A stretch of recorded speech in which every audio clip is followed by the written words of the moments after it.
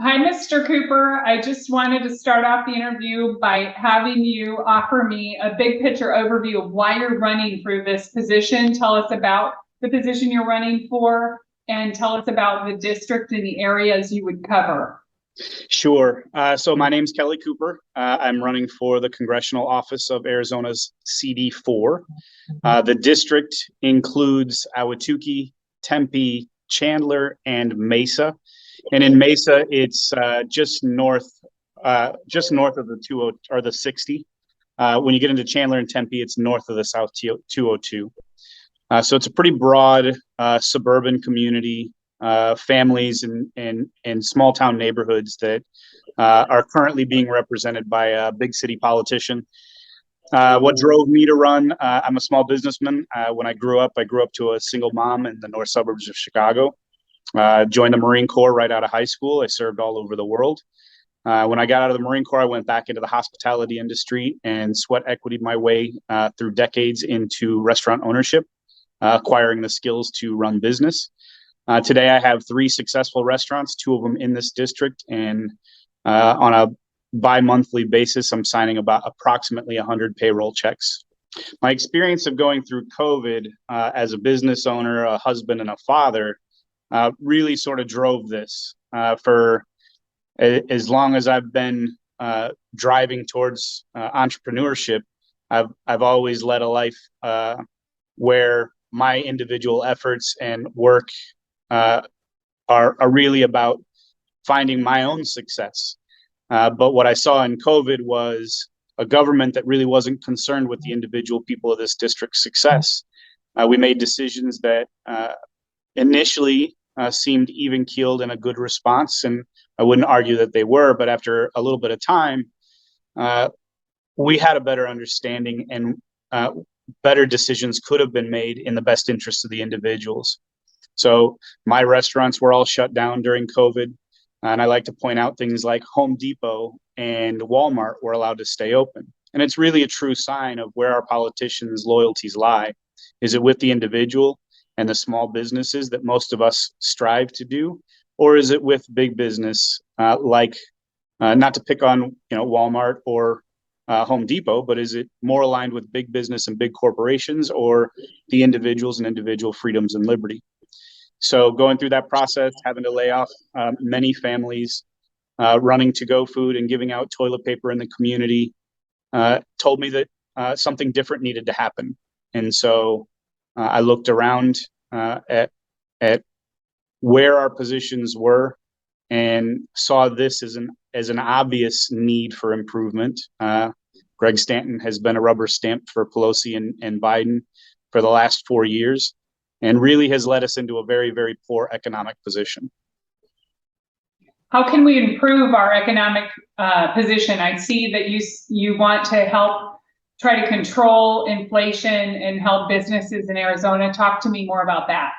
Sure. So what we've done over the past, 2 years or so with the Biden administration is take a supply side limited economy based on COVID and based on policies to react and respond to COVID, whether done in good faith or not, have been held on too long and limited the supply both of workforce as well as production. And so in that supply side limited economy, we've tried to respond by pouring $7 trillion worth of reckless spending into it. And in that environment where your supply is limited and you've completely recklessly and out of control poured money into it, you can expect nothing less than the cost of all of those products to go through the roof. You see it again today with oil and gas and that continuing effort. And all of those things have fed into our supply chain and the rising costs within it. And I think that we can address some of those things with some common sense approaches, including going back to energy independence within America. It doesn't mean steering away from trying to develop technologies for lower carbon emissions. It just means that right now our economy is built on fossil fuels. And while we are working in that direction, we can't cut off our feet by limiting or eliminating fossil fuels. we can also take some of this money that has been appropriated but not spent out of the economy and help stem some of that upward pressures that you're feeling today. 13% is the highest in the nation, and it equates to a month and a half of salary or payroll for everybody on this call. And it's not just unfortunate, it's reckless, it's dangerous, and it's crushing for many of the lower income families. The fixed income folks and people that are about to retire are being destroyed by the economic policies that we're being faced with today. How are the border issues impacting our state? And can you talk to me about border security and what your plan is? Sure. So border is a complicated issue. So I'd like to say first that many of the people that have been enticed to come to our country are coming on the good faith that they're looking for a better life for themselves. And I completely understand that. Any of us in their positions would be wanting to do the same thing. However, unchecked migration and migration not done by legal means through our ports of entry creates a whole host of issues, including burdens within our healthcare system and our education system. It creates an environment where our border security and border patrol cannot make sure that people aren't being trafficked, that drugs aren't being run, that guns aren't being run, and that people are not being taken advantage of. So right now, the people that are supposed to be doing the job of securing and protecting Arizona are spending their time administering the transition of illegal migrants into our nation. We need to secure our border, and we need to have our migration coming through our ports of entry. We can do background checks, security checks, and then properly vet people into our nation. The people that are coming here illegally, on top of being illegal, are being put into a humanitarian crisis once, not only in their process of coming across as they're being trafficked by the cartels, but then when they get here, they don't have legal status to get a job.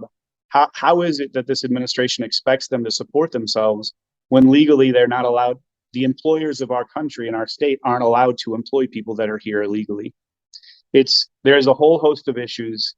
I completely understand the humanitarian side and understand why people would want to come here. And therefore, we need to find and maintain a legal pathway for folks to be able to come here that's efficient and effective.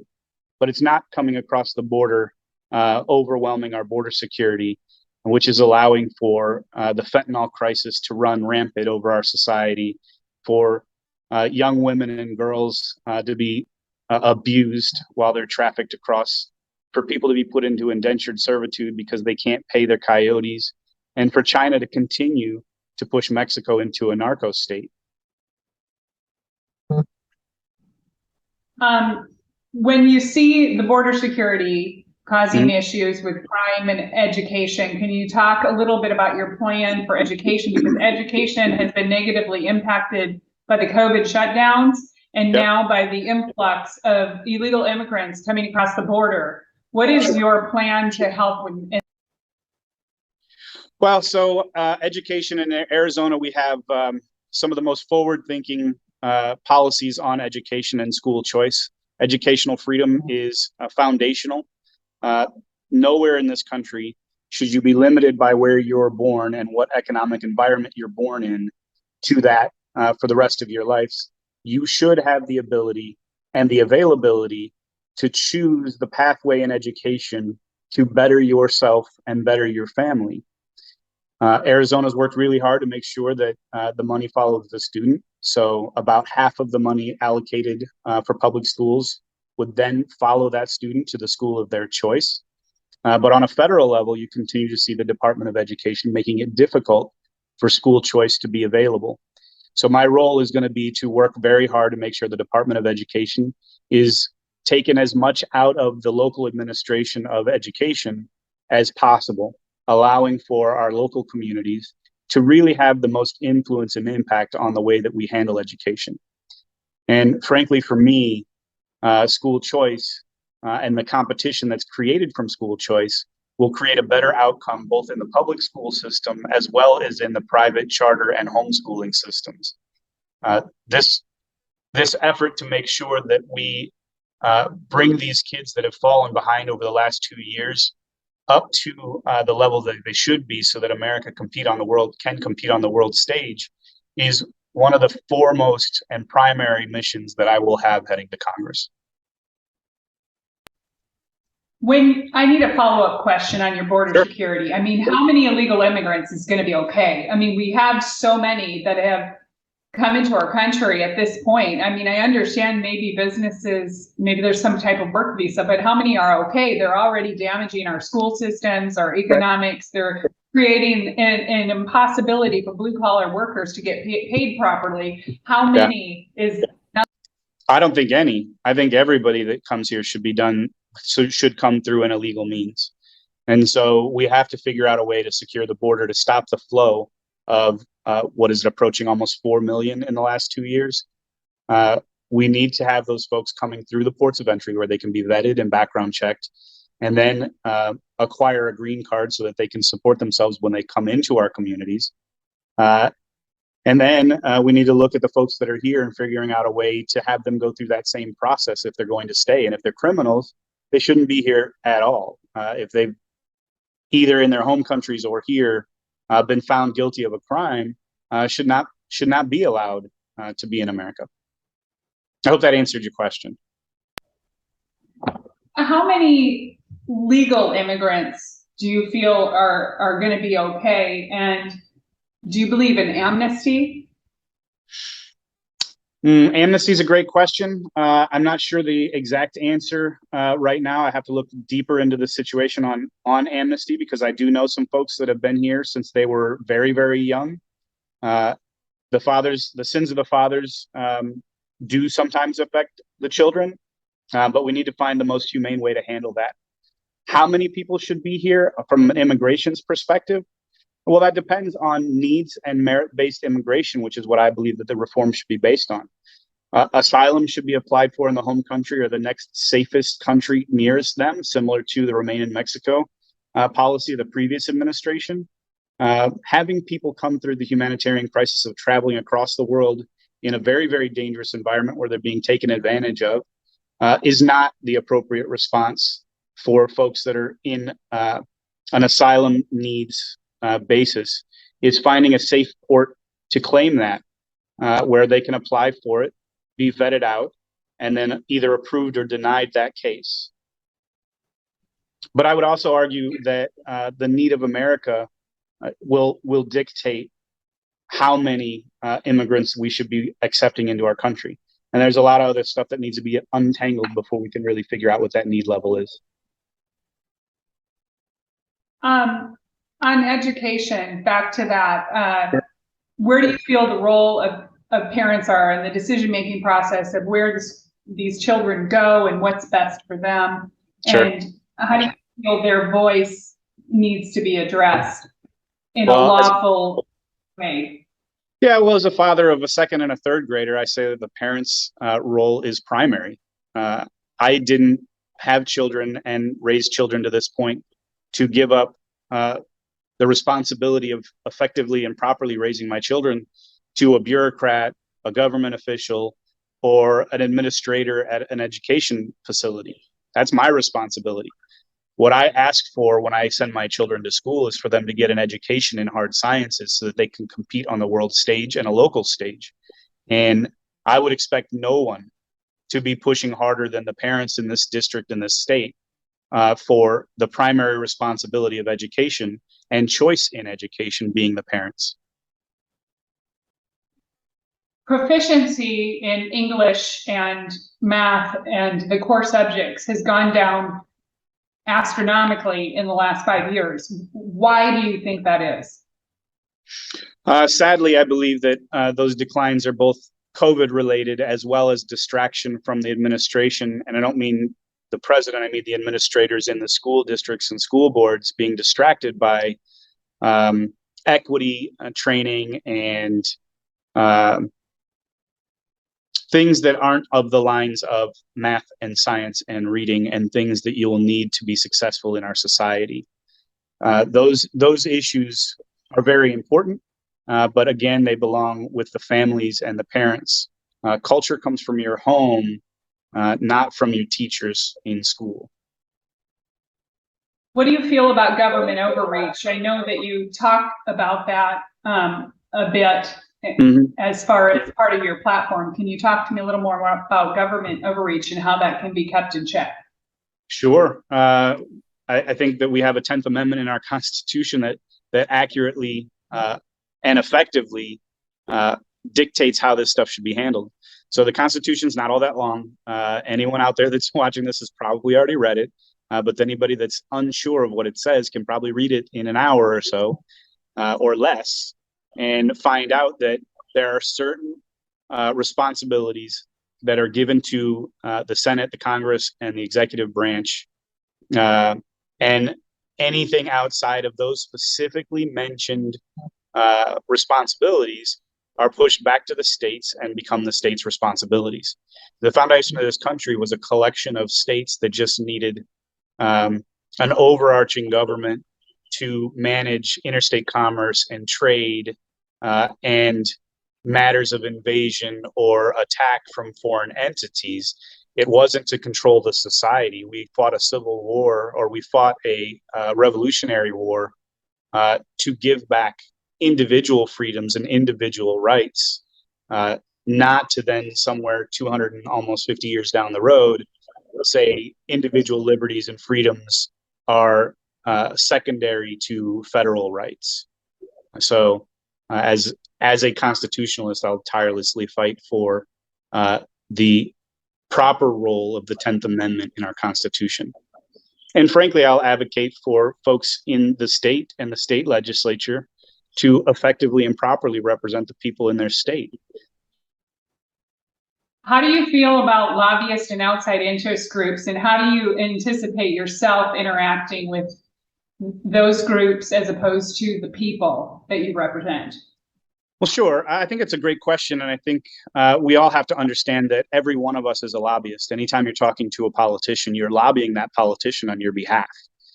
The important role of both individuals as well as specific industry lobbyists is to make sure that the representation understands the needs of all the groups and then can balance those needs within the district and the needs of the people within that district.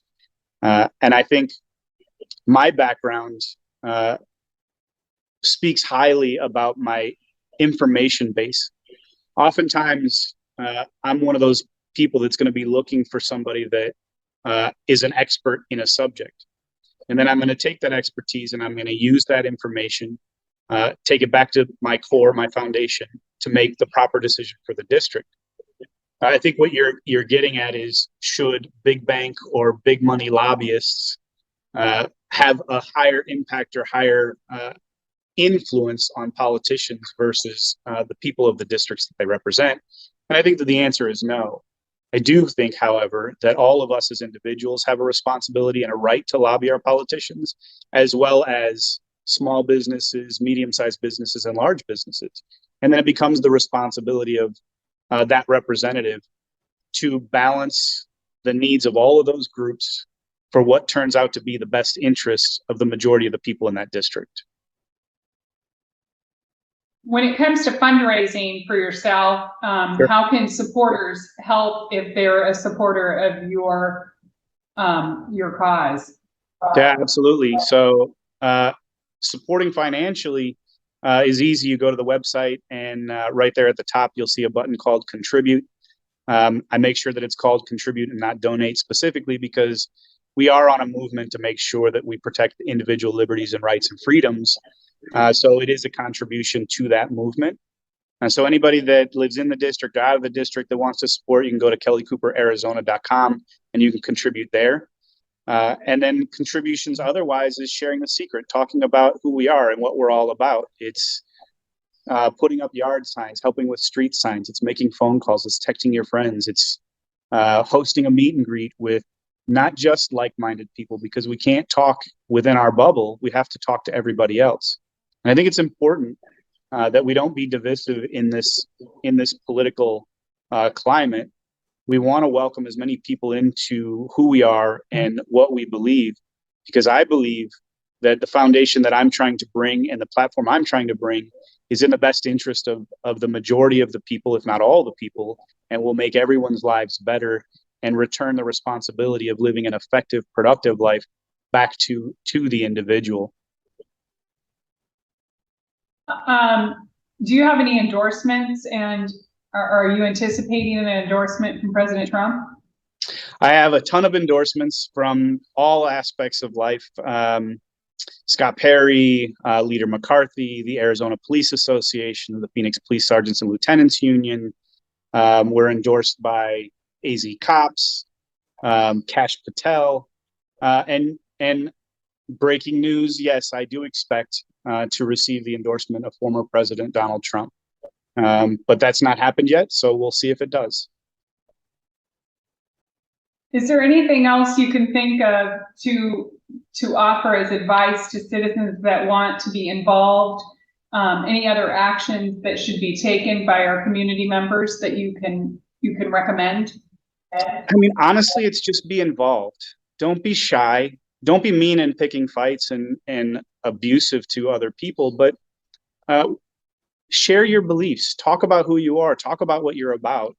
Because I think and I do this a lot at meet and greets. I'll ask people to, if you don't know everybody in the room, let's take a minute to shake each other's hands and introduce ourselves to each other, because it's important that we all recognize we live in a community. It doesn't mean that community or that state or that federal government supersedes our individual rights, but we do have to recognize that we live in a community of people that are together, and we should be able to stand for one another. And I believe that 80+% of us agree on the majority of the items and issues that we're talking about today. There are a select few issues that many mainstream politicians and career politicians are going to use and continue to use to divide us. But we have to remember that many of us believe the same things about a lot of stuff.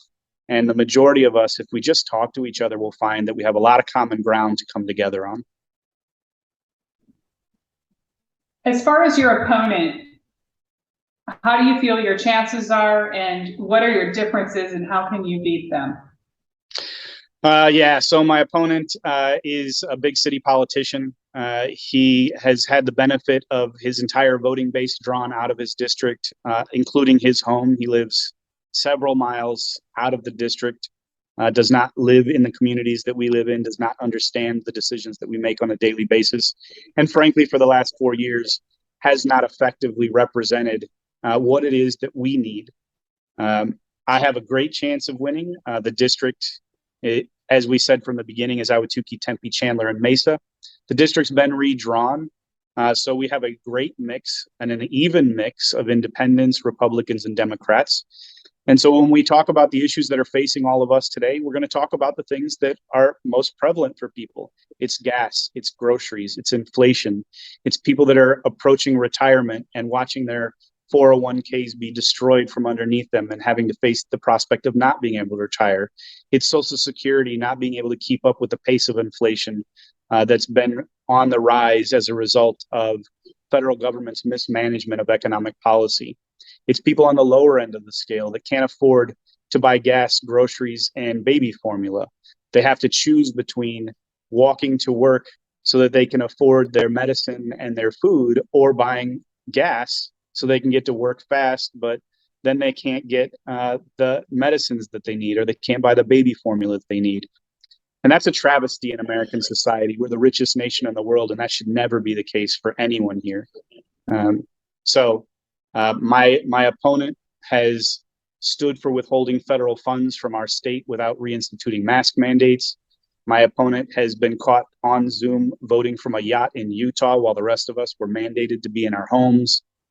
He voted for the reckless spending of Build Back Better. He's voted for the reckless spending of the Inflation Reduction Act, which we can see today was the exact opposite. He has represented exactly what big city politicians do, and that's not what we need in our small communities. Okay, I want to thank you again for your time today. We wish Absolutely. you the best of luck, and have a great day. You as well. Thank you so much.